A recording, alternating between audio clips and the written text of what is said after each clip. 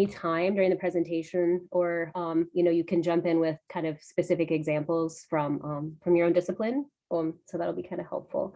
But so I do want to kind of just go over what we're going to cover today. So I'd like to talk briefly just kind of about the cost of textbooks and about kind of why OER is important to students, and how OER can kind of help address some of the rising costs of higher education. And then we'll kind of switch gears and talk about actually finding OER in your discipline, and that can be a little tricky sometimes. So that's what I want to spend the majority of the session on today. So I'm going to share my screen right now, and I don't know, I have a PowerPoint here. Let me pull that up. Okay. So hopefully you can see that.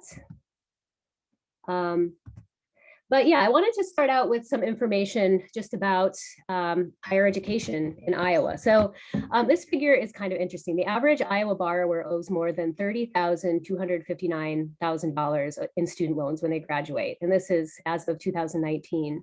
And when you actually kind of look at how higher ed is funded in Iowa, it starts to kind of make sense why students have so much debt. So, you may already kind of know that, state funding for students has really decreased over time, but you can see the tuition that students pay actually is what pays for the cost of their higher education now, much more than it used to be. So you can see kind of in 2010 or 2011, those numbers crossed, and so now students are paying much more of the cost of their own education themselves.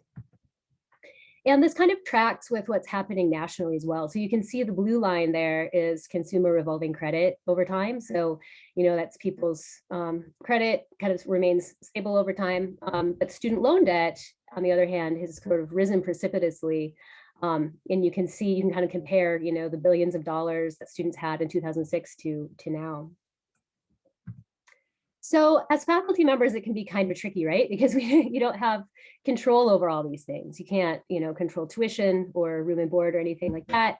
But you do have some control over the books and the supplies that you assign to students. So it may seem like kind of small potatoes when you're talking about the price of a textbook compared to, the cost of tuition, but it is something that we can control somewhat. So textbooks themselves are a pretty big burden for students, even outside of, the other costs of higher education. So this graph shows the green line is the consumer price index, which you can see has risen, sort of gradually over time compared to the cost of textbooks. So you can see this graph is a bit dated, but as of like 2016 or 2017, I think we hit the 1,000% mark for cost of inflation in textbooks since 1980. So you probably have encountered students who are, not able to purchase the textbook and sort of cope with that situation in different ways. Sometimes students will purchase an older edition of the book. They'll delay purchasing, or they'll choose not to purchase. Sometimes multiple students will share one book. And then also, increasingly students just download pirated copies of the books from the internet. There's other ways too. This survey is kind of interesting. This is from the PIRGs, is from the Florida Student Textbook Survey, which was done by the PIRGs in 2012 and again in 2016. And it's asked, has the cost of required textbooks caused you to do any of the following things? And you can see, 66% in 2016, had an instance where they weren't able to purchase the required textbook. And so you can see the consequences of that are kind of startling. So, some students take fewer courses, they may avoid a particular course or register for kind of an alternative.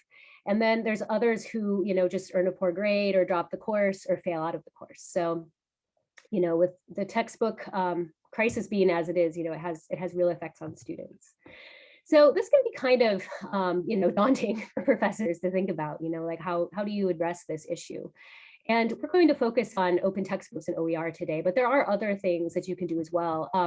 One thing to do is to use an older edition, or not require that all students use the same edition of the book, especially, if that older edition still is, significantly less expensive than the newer edition, and the new edition maybe doesn't have, a ton of essential updates.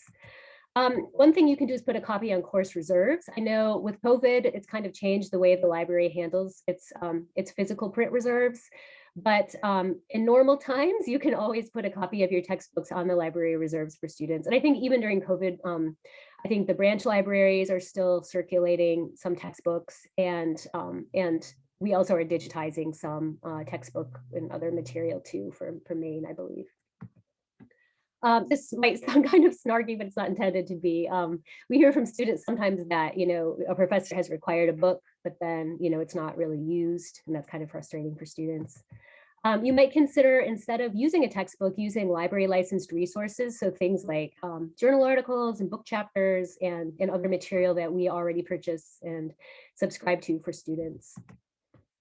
You might want to look at OTILT's lower cost solutions. So OTILT is an office within ITS, the Office of Teaching and Learning with Technology. And they have this program called Icon Direct, which is able to give students their textbooks at a lower cost. And I think those are all electronic books that are sort of purchased in bulk, I believe, like through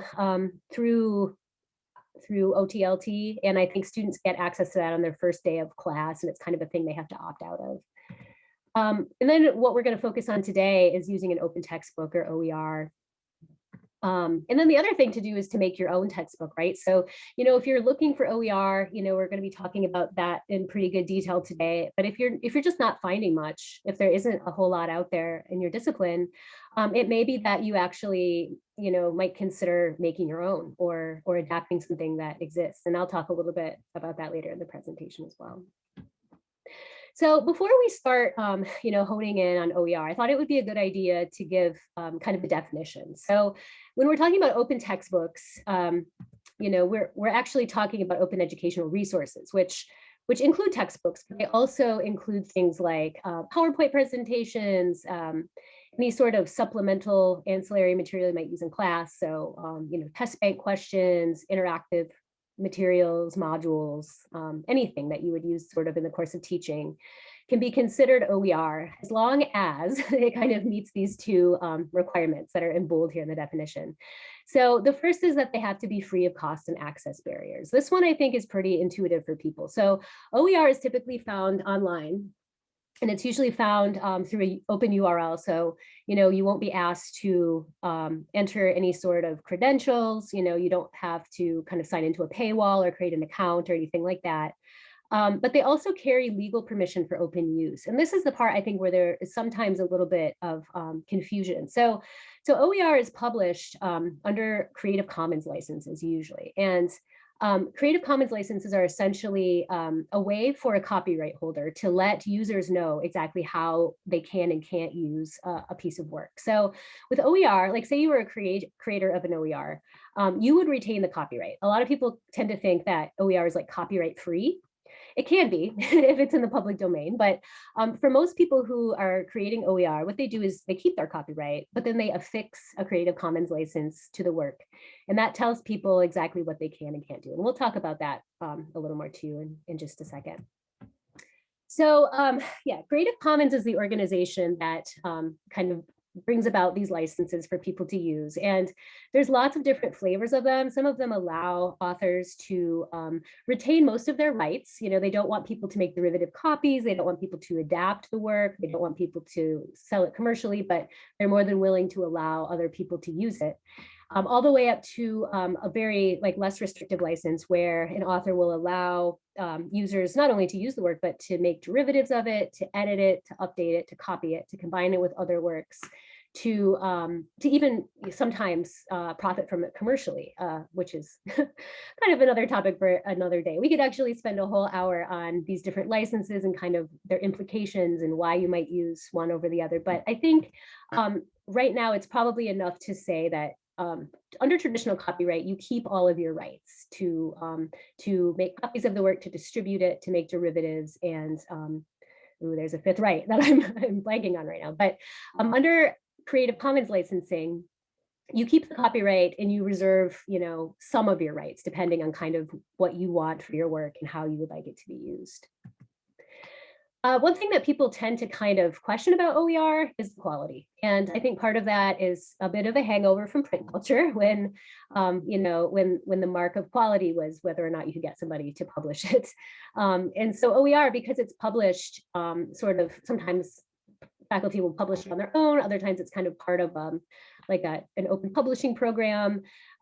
So there is sort of this perception that because the OER didn't go through Pearson or McGraw-Hill or something, it's not the same kind of quality. So the slides I'm going to show you now come from the Open Education Network, and they do a lot of kind of work around open education and OER specifically. And they've done a couple of meta-analyses of the literature and OER quality. So the first one they did was they looked at the perceptions of OER quality. So they looked at how professors and students sort of conceive of OER. They look at people who have used it in the classroom and kind of looked at their thoughts and feelings on it. And so they looked at 12 peer-reviewed studies in the aggregate. And the total population of all of those studies was over 5,000 professors and students. And they found of that group, 50% thought the quality was approximately the same as a commercial textbook. 35% thought it was better and 15% thought it was worse. But it's one thing to ask people how they thought a book was, but it's another thing to kind of look at efficacy. And they also, OEN also did that too. They looked at 13 different studies of student performance and whether or not students were actually meeting the learning objectives that they were setting out to learn. And so in that particular meta-analysis, they looked at a total sample of 119,720 students. And they found that of that population, 95% did the same or better. And so, these would sort of suggest that OER is perhaps, of similar quality to traditional textbooks. If you'd like to, I can send out, well, what I'll do, I'll make this slide deck available on the Open Hawks website. And in the notes section of all of the slides, there'll be links to all of these studies. So if you were interested in kind of drilling in a little deeper and looking at some of the individual studies themselves, you can feel free to do that. There's links to all of them in the notes. Okay, so now that we've kind of gone over a little bit of background information about why we might want to use OER and kind of situating OER against the backdrop of textbook affordability and higher education affordability, I'd like to switch gears now and kind of talk about where to find OER. And this is kind of the trickier part. So, it would be nice if there were a single search engine that we could use to find all of the OER that exists in the world. But unfortunately, that's not, it's not really how it works. So because OER is so distributed, because sometimes it's just created by an individual, or sometimes it's part of, like a grant program or something affiliated with a university or a foundation, they can be sort of piecemeal.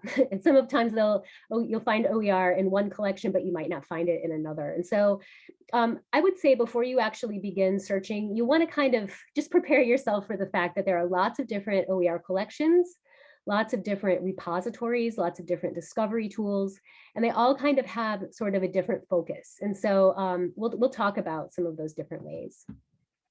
But before you actually begin, like typing keywords into databases, you should really give some thought for what you're looking for. So when I say consider what you need, I mean, not only topically, but also in terms of format. So you'll want to think, okay, am I really wanting to replace a textbook with a textbook right now? Or, maybe that's kind of that's a big task, right? It's kind of a big stepping off point. So maybe instead of doing that, you want to just focus on videos that you can use to kind of supplement your current textbook for now until you sort of become familiar with using OER. So it's just good to kind of scope out what it is that you're hoping to accomplish before you start searching. And then you'll want to start generating some keywords. This is kind of similar to how you would, search in a library database. Try to think of some words that sort of generally describe what it is you're teaching. One thing with OER is to try to keep those keywords pretty high level. So like, instead of typing for keywords that represent some particular unit or small lesson that you're hoping to find, you might want to start more broad. So, even like introductory physics or something like that, or, I don't know, I'm kind of blanking on examples, but you want to kind of keep your keywords sort of top level and basic to start with. One thing you might want to do is to start with a meta finder and then get sort of more specific after that. And So a metafinder is like an OER search tool that crawls all sorts of different collections at once. And so it can save you some time because you don't have to hunt and peck through all of the individual collections. But then, finally, you do probably want to familiarize yourself with some of the OER repositories as well. If your metafinder search isn't as robust as you're hoping. Okay, so metafinders are a great way to start with, just because you can kind of avoid that repetitive searching in lots of different platforms. There's two big ones in the OER kind of sphere. One of them is called the Mason OER Metafinder, or MOM, and the other one is called the Oasis Metafinder. And they do very similar things. I tend to kind of prefer Oasis myself, just because I think the interface is much cleaner and much simpler. And it also, I think, well, I won't say that. I was going to say it maybe includes some more sources than MOM, but I don't know about that for sure. But this is the interface for Oasis. And you can see, if you go up to the sources link here, you can see these are all of the various repositories that it's searching through. So it's 117 different collections. Each of these collections has, like a lot of records inside them. So, this is a pretty substantial amount of resources that we're searching through. A lot of them you can see come from individual universities. Some of the collections are bigger and they sort of range across, like JSTOR, for instance, that's something a little bigger, LibreText as well. So yeah, there are quite a few sources here. In terms of actually searching, what I would do is start by just doing either a simple keyword search or an advanced search. I might do engineering just as an example, but if anybody has any examples they'd like me to use to search for, just drop them in the chat and I can use those for subsequent searches. Okay, so when I search for engineering in this tool, you can see I've got over 2,000 results.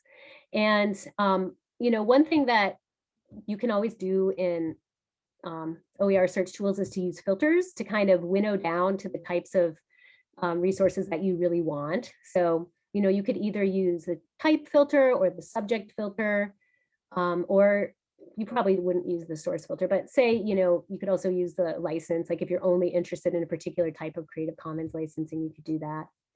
But then when you're kind of going through the results list here, you can look and see if any of the titles sort of catch your eye. Once you click on them, what happens is Oasis will take you out of its system, right? And it will take you to where that OER actually lives. And so this particular textbook, Fundamentals of Electrical Engineering 1, comes from the Open Textbook Library, which we'll talk about that in a little bit more detail in the next slide. But this is one of the kind of main OER repositories. This one, Open Textbook Library, is really good because it contains peer review, like a pretty rigorous set of reviews that the Open Textbook Library sort of actively solicits from its users. So that can be helpful if you kind of want to know what others think who have used the book. The other thing about Open Textbook Library that's kind of nice is that it's only open textbooks, and so it doesn't include sort of those supplemental materials that I was talking about before. If you're really interested in like getting rid of your traditional textbook and really focusing there on replacing it with another textbook, this can be a great repository to start with, because it's got a lot. Okay, other things from Oasis to look at. So it's a very pretty like simple interface. I think you could grab the link, to a set of search results and send that to people. There's also this like ways to contact the author and things like that. Yeah, so I really like Oasis as kind of my first choice, I guess, when I'm first, starting a new search for OER. That's where I typically go.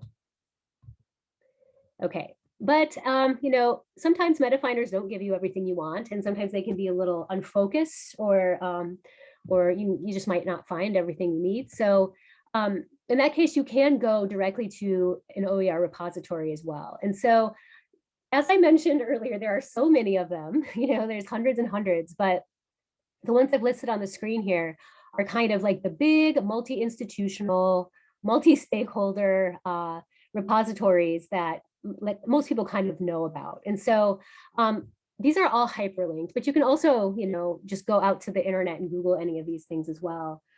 They all kind of have their own strengths and weaknesses. I talked a little bit about Open Textbook Library already, but these other ones, BC Campus is for OER that's used in British Columbia. So it's kind of a catalog of everything that's being used in that particular region, but it's really massive. And so it's good for searching for OER on this side of the border too. OpenStax, I don't know if you've ever heard of that, but it comes from Rice University. And it's is a pretty like tightly curated collection. Like they create all the books themselves at OpenStax, and they're all targeted towards intro level survey courses. So these are for undergrads, and they are, you know, really focused on those textbooks that typically are very high cost and are very high enrollment. So they're the types of courses that have a lot of students and expensive textbooks. And so that's a really good place to start if that's the kind of course you teach.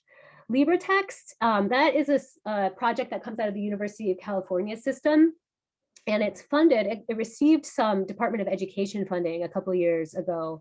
And the thing that's really nice about LibreText is that they are all about customization. So with LibreText, you can take different chapters from books in their system, you know, even like different sub chapters or content, and kind of mix it together in its own kind of customized book.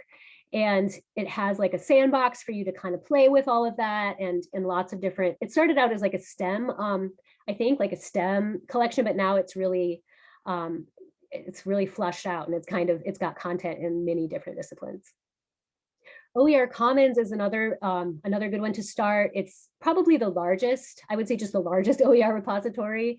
It goes all the way from like elementary school all the way through college. And so there's a lot of stuff there, but it's also a lot of great ancillary materials. So there are some open textbooks, but there's also like full courses, there's videos, all sorts of supplementary materials that you might use as well.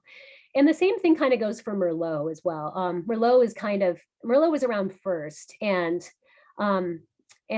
there are a lot of sort of like duplicative items in OER Commons and Merlot, but they're both like large and contain all sorts of different materials. So I think they're both good places to kind of start. So I'll show you a couple of these right now, just so you can kind of get a feel for how these things look. And then I do want to spend the rest of the time letting you all kind of have a few minutes to practice finding some OER on your own to see what you can find in your discipline. So we kind of looked at Open Textbook Library already. So let's go to OpenStax. Okay, so this is kind of the OpenStax homepage. And to get to the books themselves, if you just go to Subjects All, you can see these are the textbooks that they have. And they're always growing. Like every time I come on this site, after having been away for a while, there's always new textbooks here. But you can see there's quite a bit in math, a lot in science, an increasing amount of social sciences and humanities too, and business. So, you know, you could scroll through here and see if any of these books sort of align with what you're teaching. I do want to just pull one of them up so you can kind of see what it's like to work with an OpenStax book.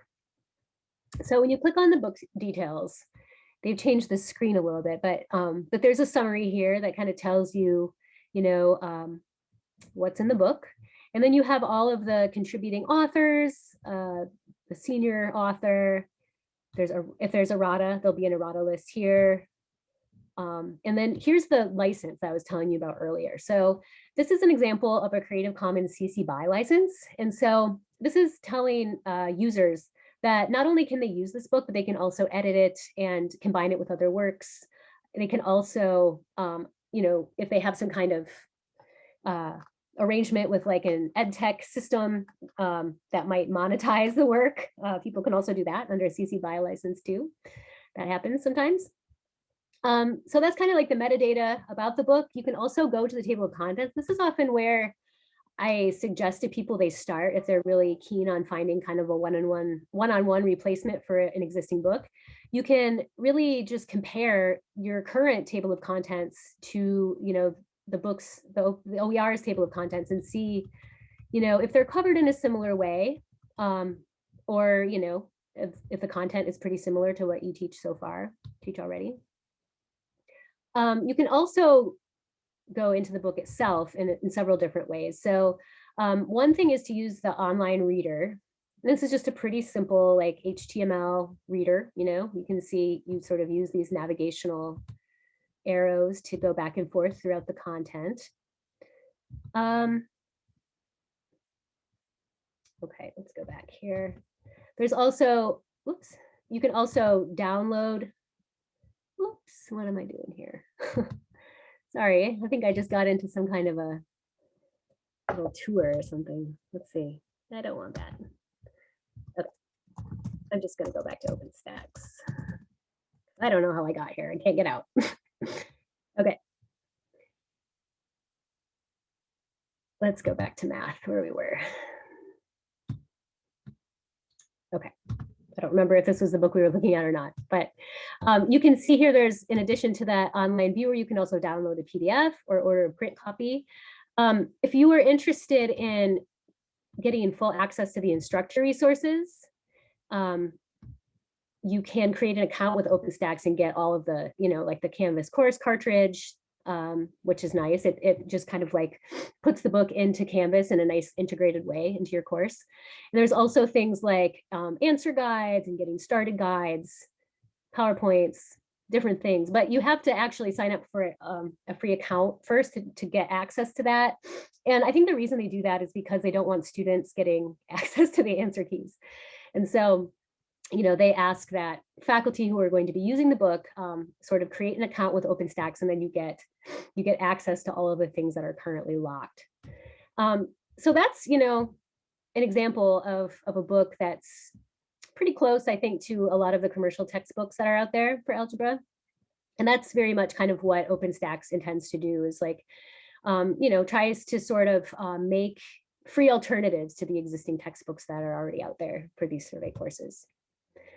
So any questions about that? If anybody does have any questions at any point, just feel free to type them into the chat and I can answer them. But I do want to kind of show one more repository so that you can kind of get a sense of the range here. So OpenStax is what I would consider like a very small scoped collection.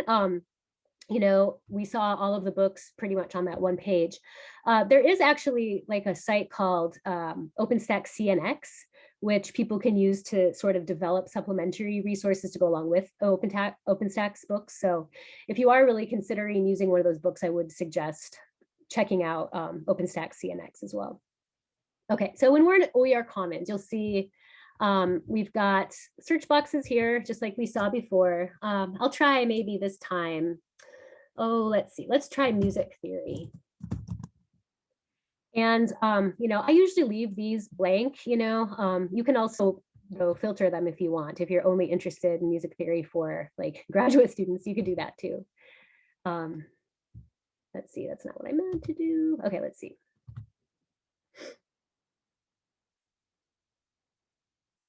Okay, so I didn't do a very broad search, but we did get 24 results. I think if I got rid of theory here, I would get a lot more results. Let's just try that. Yeah, okay. So you can see OER Commons is almost as big. I mean, it pulls in almost as many results as OASIS would, but you can see as you're going through here, there's all sorts of different types, activities and labs, things like that. If you're interested in a particular type or a particular education level, just like we saw in the other databases, you can kind of filter things out that you maybe don't want. So say you're interested maybe just in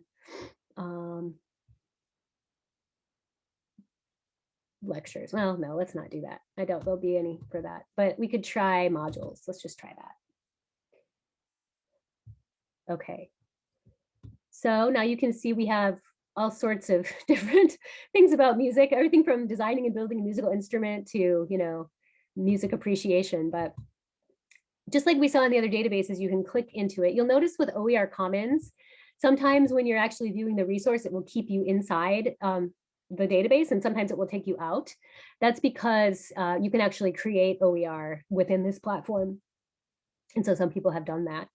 But you can see here again, we've got a license. This one is a little slightly more restrictive. This one has a non-commercial clause. So people cannot use this work in any sort of commercial setting. So, but any sort of use that most instructors would want, would be covered under that license, I think. So if we wanted to view the resource for this, here's an example of one where it's going to keep us in OER Commons, but yeah, so here's the details of it. It looks like it's kind of just a zip file. So it's a complete course that you would download as a zip file, and then you could upload it into your learning management system or however else you wanted to engage with it. Okay, let me go back a screen just to see if there's anything else in OER Commons that we should cover. I don't believe so. Another thing you might want to do is limit, the education level, because some of these are going to be for children. That's pretty important. Sometimes with OER Commons, you'll get things all over the board. So yeah, these are just the ones for college and universities. Oh, and I should show you too, in this particular database, we also have these groups and hubs, and there is a group for Iowa universities and colleges. And let's see if I can find that. Well, maybe I can't. Let's see, I'm just going to go to see all groups and then try to find it within that. Yeah. And the nice thing about that is you can see which OER are already kind of being used, not only at our institution, but at others in our state. And so that's kind of good. You can kind of get an idea what's already being used. And so the resources are all kind of grouped by discipline. And you can see like the various OER that's been created at the different colleges and universities are also included in here. So like, for instance, this elementary earth and space science methods was created at the University of Iowa through some Open Hawks grant funding. And yeah, now it lives in OER Commons. So yeah, those groups can be good to kind of, you can join them, and then not only can you get access to the OER, I mean, you get access to the OER anyway, but if you join them, you can also add your own. And there's also some like chat and discussion features too, that can be kind of nice to talk with others in the state who are using OER. Okay, so we've talked about several, or a couple, I guess, of the OER repositories. We've got, OpenStax, OER Commons. We looked a little bit at Open Textbook Library. I would suggest that you really sort of look in all of these different databases and just, see what you can find. I would say especially if you're teaching like science courses or STEM, you might take an extra close look at LibreText, because they do have quite a good amount, I think, in that database. There's also some finding guides. If you're not really interested in spending a lot of time searching in databases, there are some guides that have been created that have sort of attempted to create sort of an extensive bibliography of OER in different disciplines. So Tacoma Community College has a pretty good guide that they've fleshed out. And then BC Campus and McMaster, which I think those are both Canadian universities, but they do have a pretty extensive kind of finding aid for OER, if you want to take a look at those. And then finally, I would just say, don't do it alone, right? So finding OER in your discipline can be kind of hard, right? But there's a lot of support on campus, like not only for finding it, but for creating it. So, within the libraries, we have the Open Hawks grant program, which is actually, we have a helper proposal open right now for that, for people who are interested, not only in creating OER, but incorporating OER into their course. So that's one thing to look at. Also, the liaison librarians for all of the academic departments can be a great resource too, for just identifying source material, content that you might consider sort of integrating into an OER project. And then ITS too, they're pretty good about helping people get started with Pressbooks, which is a great OER authoring tool. So yeah, we do have quite a bit of support on campus. There's also OER listservs that I would really suggest joining if this is something you're interested in really sort of delving into. The ones I've listed on the screen here, OER or Iowa OER is kind of what it sounds like. It's for people who are working on OER in the state. Then there's the Open Education Network and Spark Lib OER. All three of those, I think, are now on Google Groups now, if I'm remembering correctly.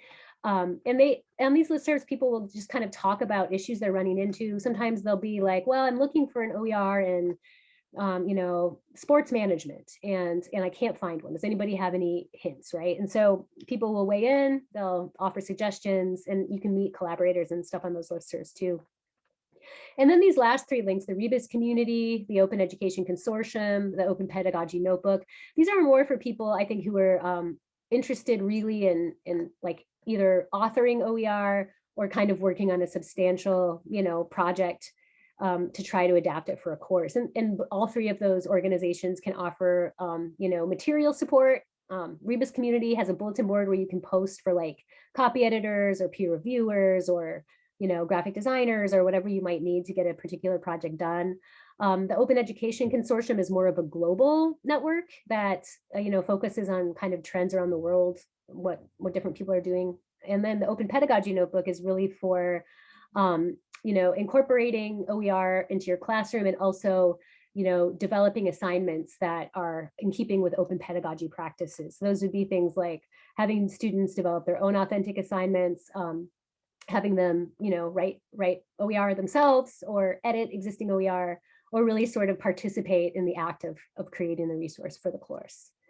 So yeah, I'd like to open it up now for questions if you have any. I realize that we sort of blazed through the presentation pretty quickly, but if you don't have any, what I would like to do for the rest of the time is to invite you on your own to go to one of the repositories that we talked about. And I'll go back here and just open it up on your own computer and try to find, one or two pieces of OER that you think, you could potentially use in a course.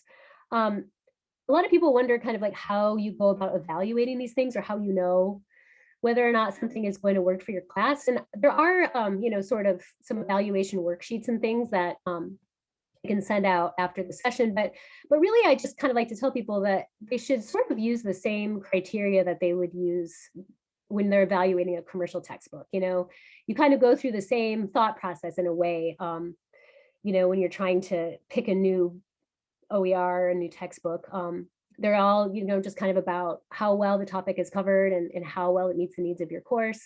With OER, the additional piece is like, you can correct certain problems, right, that you wouldn't be able to correct with a textbook. Like maybe you find a particular chapter doesn't cover a topic as well as you would like. So at that point, you could rewrite it, yourself, or you could try to find another OER that maybe covers it better and just kind of slot that in there, right? And so that's something to consider while you're evaluating these things. Is this something that is maybe not perfect, but something that could be sort of like a starting point that you could use, sort of as source material.